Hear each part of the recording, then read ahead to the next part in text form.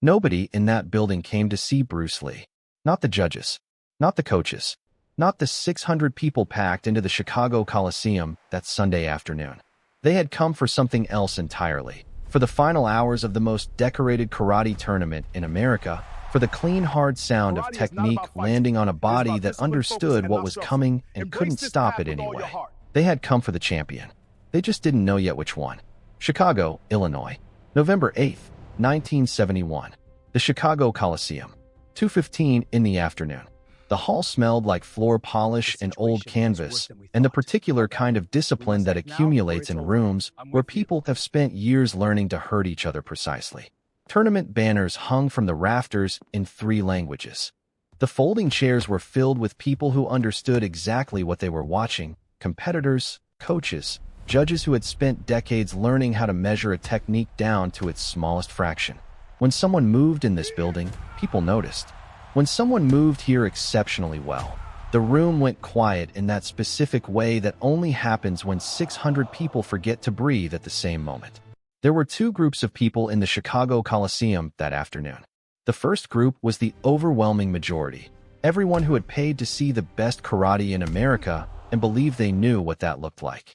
The second group was 9 people who were quietly, privately aware that what they were about to witness had very little to do with karate at all. At the center of the main mat, warming up, was the reason the first group had come. Marcus Reeves, 6 feet 3 inches, 220 pounds of Shotokan built over 22 years beginning at the age of 7. His shoulders required a slight sideways adjustment through certain doorways. His forearms, when crossed, carried the density of something compressed far past its natural state. He wore his black hair pulled back and tied at the base of his neck, and when he moved through his warm-up, it was the movement of a man who had long since stopped thinking about movement. His body knew what to do. It had known for 22 years. The thinking part had become unnecessary. His record, entering that afternoon, was 31 official competition fights, 31 victories, 2 consecutive national championships, international titles on 2 separate occasions in the preceding calendar year alone. The nickname The Wall had started as irony among early opponents. You could not go through him, go around him, or move him, and had ceased being irony around his 12th consecutive victory, when the observation stopped being metaphor and started being measurement. Marcus Reeves did not simply win fights. He enacted a philosophy that, given sufficient discipline, sufficient repetition, sufficient refusal to accept anything less than the correct technique executed correctly under real pressure, a human body could be made to function with near-mechanical reliability. This was not a theory he had inherited. It was a conclusion he had reached through 2 decades of evidence, and every tournament he entered added another entry to the record that confirmed it.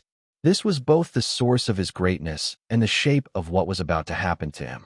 The tradition at this tournament was straightforward. The defending champion received the microphone before the finals. A few words to the crowd, a gesture of respect toward the occasion and the sport. Most champions used this moment the way you would expect: gracious, measured, professional. Marcus had never used it that way.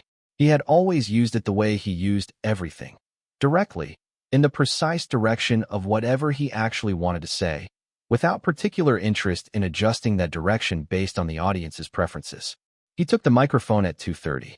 The hall quieted almost immediately. Not from affection. The relationship between Marcus Reeves and the broader martial arts community was considerably more complicated than affection, but from the specific kind of attention people pay when they cannot predict what is about to be said and understand that whatever it is will likely require a response. He thanked the organizers in 3 sentences. He acknowledged his fellow competitors in 2. He said everything a champion is expected to say, in fewer words than expected, and then he turned in the direction he had come to turn in. He said he had been reading a great deal lately about Chinese martial arts, about Kung Fu, about these systems appearing with increasing frequency in martial arts publications, on television, in conversations at events exactly like this one. He said he respected the tradition.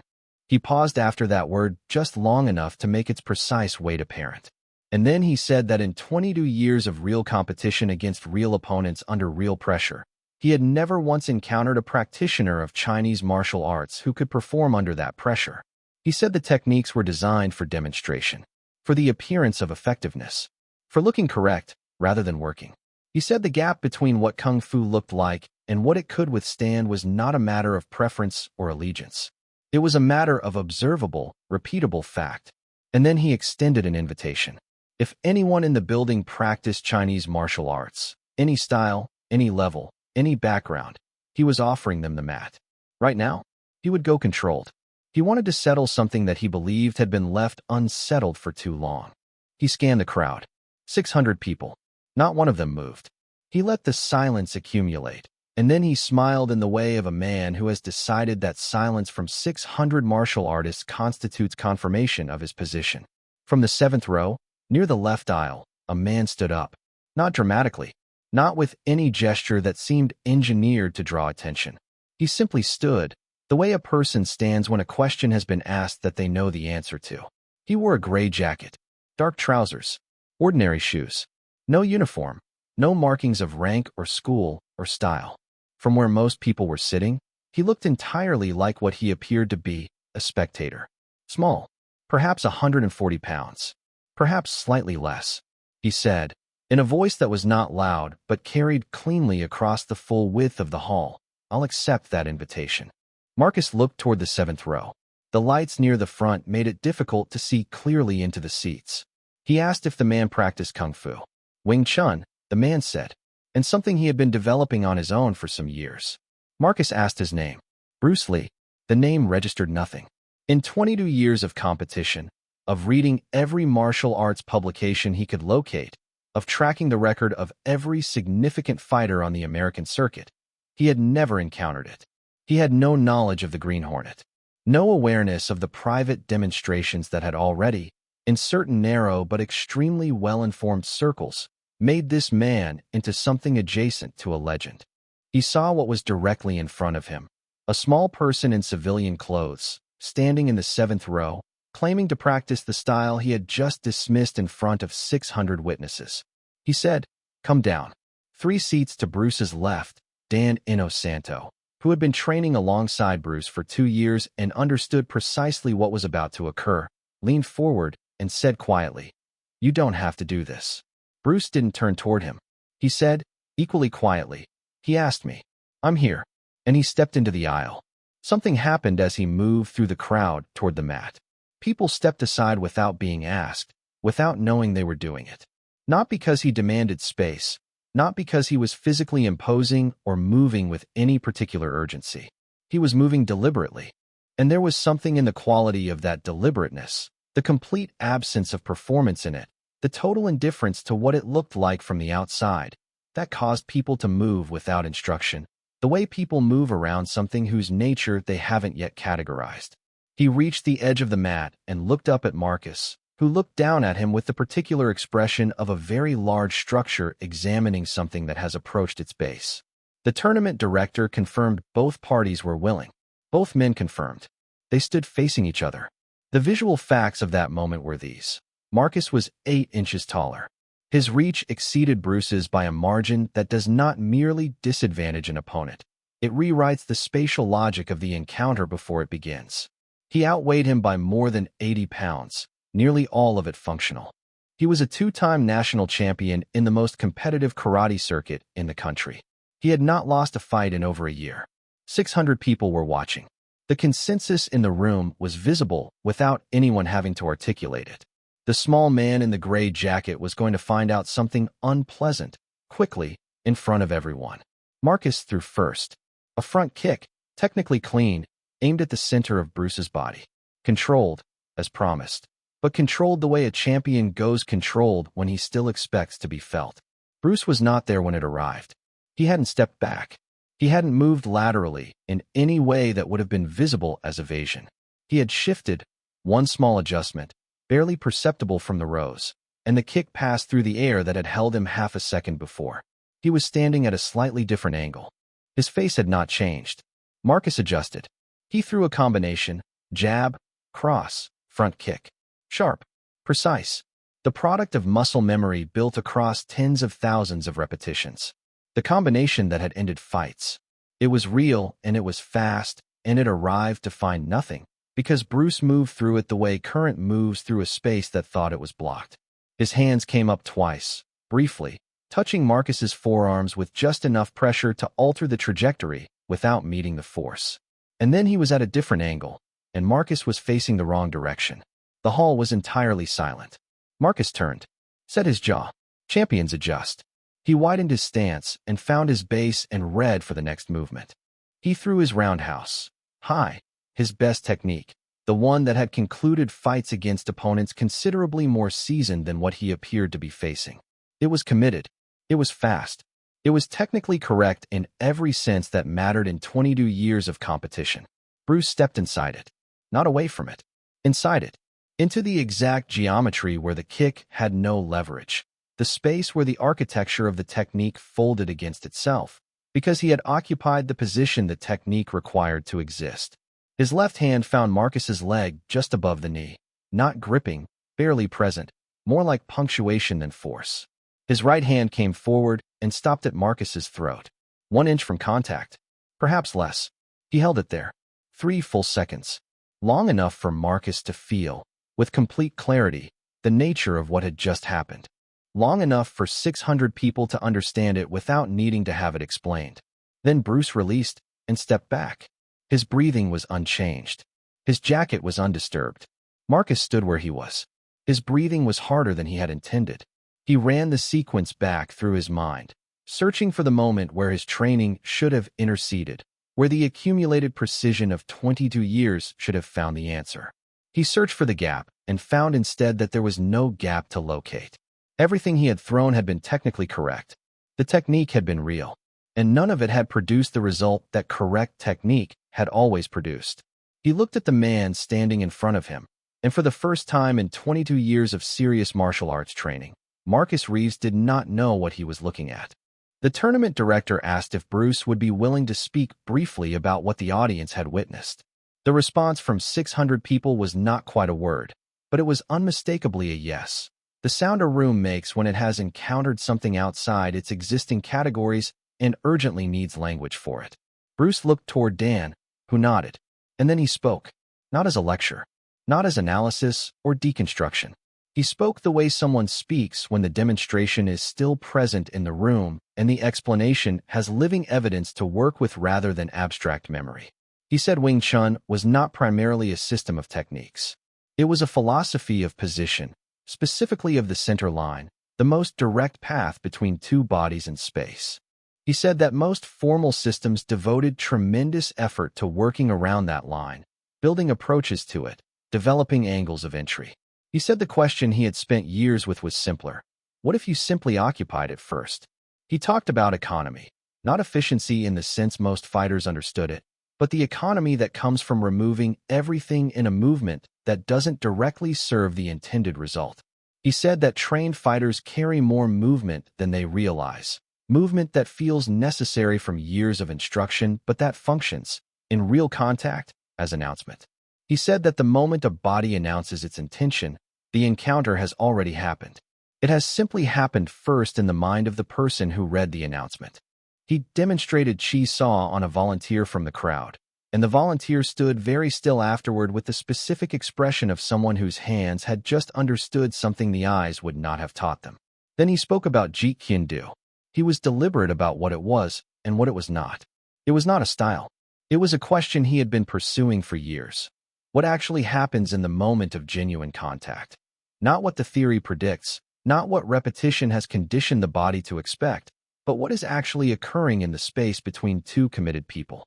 He said that every formal system was built on genuine insight. Every tradition had found real answers to real problems. But answers become limits the moment a practitioner decides the answer is complete. And any art that has decided it is complete has begun, in that same moment, to become its own performance. The quality he had been developing, he said, was not in his hands. It was in his willingness to encounter what was actually in front of him, not what his training had prepared him to find, and to respond to that, precisely that, without the interference of expectation. He said this was harder than any technique he knew. It required a quality of honesty that most people, once they found something that worked, had no immediate reason to practice. Marcus was still on the mat. His arms were crossed. His expression had changed several times during the 20 minutes Bruce had been speaking. moving through something that looked like resistance, then something closer to controlled frustration, and then arriving at something he would not yet have named humility, but that functioned exactly like it. The look of a man who has been certain of something for a very long time and has just held, in his hands, the first piece of evidence that will not fit the shape he has spent 2 decades building. He didn't leave. That was the thing. He stayed. He listened until Bruce had finished, and then the applause came. Not the polished, obligatory kind, but the sound of people who have heard something reorganize their understanding of what they thought they already knew. In the parking lot outside the east entrance, as the banners came down and the afternoon tilted toward evening, Marcus found Bruce standing with Dan. He approached without announcement and waited at a respectful distance until Bruce looked up. He said he owed an apology. Not for the competition. His karate was what it had always been, and he understood that. He owed an apology for the speech, for standing in front of 600 people and pronouncing judgment on something he did not understand, with the complete confidence of a man who had confused the right to have opinions with the right to have correct ones. Bruce looked at him for a moment before responding. He said, "What you did on that mat, staying in the room, listening, letting it reach you, that required more from you than the demonstration required from me. Most people walk away from that. You didn't. That is not a small thing." Marcus asked one question, not about technique. He had begun to understand, at least approximately, what the technique was doing and the principle behind it. He was asking about something else. The quality he had seen in Bruce's eyes throughout the entire exchange, from the moment he stepped onto the mat to the moment he stepped off. That absolute stillness. The complete absence of things Marcus could feel in himself during competition. The awareness of the crowd, the weight of the record, the need for the outcome to confirm something specific about who he was. He asked how you removed all of that, until only the actual problem in front of you remained. Bruce was quiet for a moment. Then he said, "You don't remove it." He said trying to remove it is more fighting, more resistance, more insisting that things be different than what they are. He said you learn to let it be present and act anyway. You place yourself in situations where those feelings are loudest, and you practice making contact with the actual problem in front of you while they are happening. Over a long time, a genuinely long time, the distance between the feeling and the action contracts. It never disappears. He said he didn't believe it was designed to. Marcus stood in the parking lot as the sky above Chicago went the color of old copper. He asked if Bruce was taking students. Bruce said his schedule was complicated. A small group. Projects that constrained his availability in ways he couldn't fully predict. "But come to Los Angeles," he said. "Saturday morning. We'll see what makes sense from there." Marcus arrived the following Saturday, and the one after that. For the better part of 2 years, he trained Wing Chun structure, the center line, sensitivity work, the practice of intercepting rather than reacting. And underneath all of it, the harder discipline Bruce had described at the edge of the parking lot. Learning to encounter what was actually happening rather than what his conditioning had prepared him to find. He won his 3rd national championship that same year. His technique was what it had always been. Precise, physically authoritative, more complete than anyone else's on that mat. But his relationship to the winning changed. The drive remained. The discipline remained.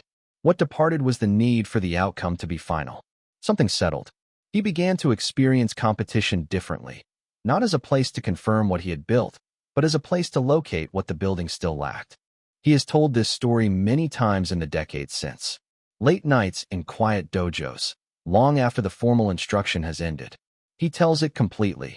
The speech, the crowd silence, the man rising from the 7th row, the 3 seconds at the throat. He leaves out nothing and adds no improvements to his own role. He says the most significant moment of that afternoon was not the exchange on the mat. It was the decision, in the moment after, to remain in the room. To let what had happened remain as what it was, clear, complete, undeniable, rather than filing it into a category that would have protected him from having to change.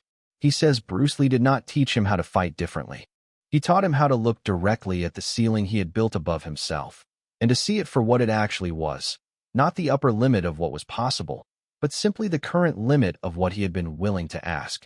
He keeps a photograph on the wall of his dojo in Los Angeles, where he has taught for 30 years.